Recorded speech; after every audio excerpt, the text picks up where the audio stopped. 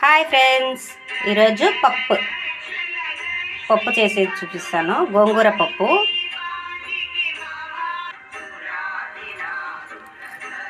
గోంగూర, బీరకాయ, టమోటో, పచ్చిమిర్చి,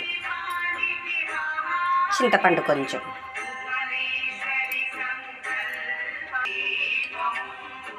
కందిపప్పు, పసుపు, ఆయిల్ కొంచెం, కావాల్సినన్ని వాటర్ వేసుకునేసి మెత్తగా ఉడకపెట్టుకోవడమే. ఒక 2-3 విజిల్లు పెట్టేసి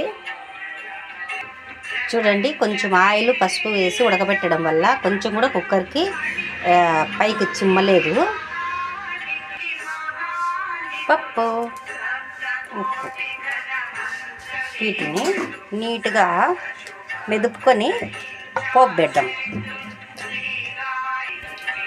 ఇలా మెదుపుకున్న తర్వాత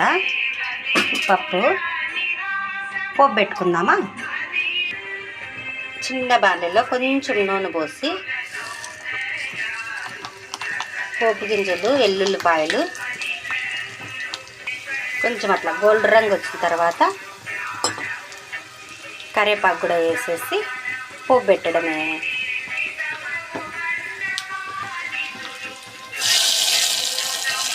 దీంట్లోకి గోంగూర పప్పులోకి పిండి పూరి చేస్తున్నాను. ఇక్కడ ఒక పిండి గిన్నెలో ఉడకబెడుతున్నాను.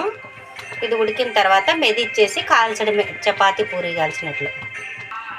మన గోంగూర పప్పు రెడీ. తొందరగా రండి, పిండి పూరి గోంగూర పప్పు తిందాం.